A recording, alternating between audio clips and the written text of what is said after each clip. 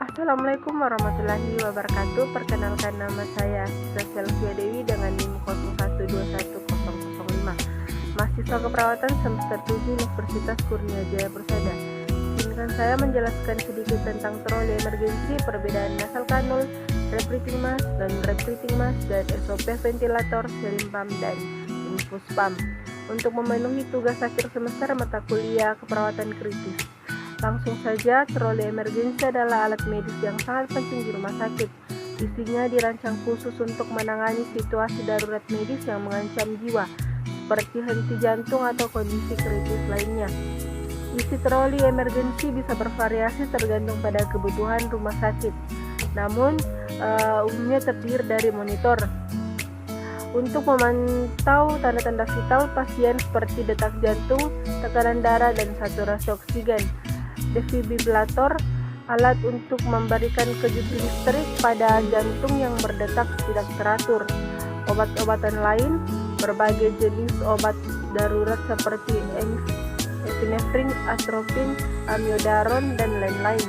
Alat bantu pernapasan seperti amibek dan masker oksigen. Alat intubasi untuk membantu pasien bernapas jika mengalami kesulitan bernapas. Ada infuset untuk memberikan cairan dan obat-obatan melalui infus. Peralatan lainnya yaitu seperti gunting, pinset, dan perban. Dan nasal kanul, rebreathing mask, non-rebreathing mask. Yang pertama ada nasal kanul, adalah dua tabung kecil yang dimasukkan ke dalam lubang hidung untuk memberikan oksigen. Kedua, rebreathing mask adalah masker sederhana yang menutupi hidung dan mulut. Ketiga, dan non-rebreathing mask adalah masker dengan katup satu arah dan kantong reservoir. Selanjutnya saya akan menjelaskan tentang SOP ventilator, serum pump, dan infus pump. Yang pertama, ventilator. Pengertian dari ventilator adalah alat yang membantu sebagian alat atau mengambil alih pertukaran gas di paru untuk mempertahankan hidup pasien. Semua mode yang membantu atau mengganti atau mengambil alih dari proses pernapasan spontan. Tujuannya yaitu pertama, memberikan kekuatan mekanisme pada sistem pernafasan untuk mempertahankan ventilasi yang fisiologis. Kedua, manipulasi airway pressure dan corak ventilasi untuk memperbaikan efisiensi dan oksigenasi. Ketiga, mengurangi kerja miokard dengan cara mengurangi kerja nafas. Prosedurnya, persiapan alat, set ventilator, aqua steril, oksigen. Kedua, pasien, info consent, pemberian penjelasan atau informasi, pengaturan posisi sesuai dengan kebutuhan. Tiga, cara kerja, hubungkan ventilator dengan sumber listrik, hubungkan ventilator dengan sumber oksigen dan udara tekan, isi humidifier dengan aqua steril sampai batas yang ditentukan. Pastikan breathing circuit apakah ada kebocoran dan tes fungsi masing-masing preset dengan menggunakan tes lung atau kalibrasi. Atur mesin sesuai dengan klarifikasi kerja yang dibutuhkan untuk pasien. Alat siap dan disambungkan dengan konektor ETT pasien. Kedua, serum pump. Pengertian dari serum pump adalah alat yang digunakan untuk memberikan terapi dengan dosis tertentu yang tidak bisa dilakukan dengan menggunakan sering biasa. Tujuan dari serum pump yaitu agar dosis yang diberikan sesuai dengan yang dibutuhkan oleh tubuh atau dapat menghasilkan efek terapi yang maksimal.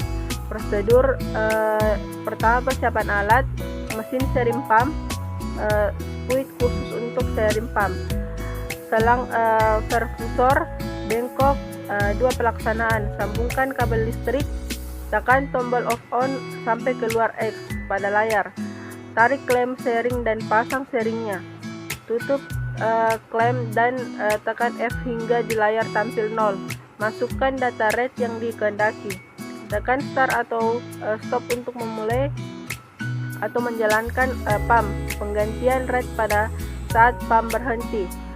Tekan start atau stop untuk menghentikan, tekan C untuk menghapus hingga tampil 0, masukkan rate yang dikehendaki, Tekan stop atau start untuk memulai menjalankan pump. Pelaksanaannya perawat dan dokter. Terakhir ada infus pump. Pengertian dari infus pump sendiri adalah suatu kegiatan yang dilakukan dengan memberikan obat yang berbentuk cairan dengan dilakukan atau diberikan dengan rute intravena dengan alat infus pump. Tujuannya yaitu memantau ketepatan tetesan dan waktu habis obat.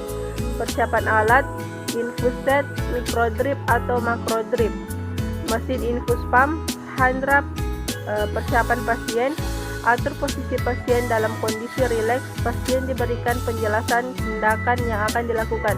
Pelaksanaan, berikan salam, panggil klien dengan namanya. Tanyakan keluhan klien, jelaskan prosedur, tujuan tindakan dan lamanya kegiatan pada klien. Berikan kesempatan klien bertanya sebelum kegiatan dimulai. Pertahankan privasi klien selama dilakukan tindakan. Bawa peralatan klien ke dekat klien. Cuci tangan, memasang selang infus pada alat infus pump. Menekan tombol power on untuk menghentikan mesin menghidupkan mesin infus pump. Melakukan setting limit volume cairan sebanyak 500 cc pada alat infus pump. Melakukan setting flow rate cairan yang akan diberikan kepada klien sesuai dengan instruksi. Memberikan cairan dengan menekan tombol start. Melakukan evaluasi terhadap kelancaran pemberian cairan di tangan. Itulah sedikit penjelasan saya tentang troli emergency, perbedaan antara nasal kanul, rebreathing mask dan rebreathing mask, dan SOP ventilator, saline pump dan infus pump.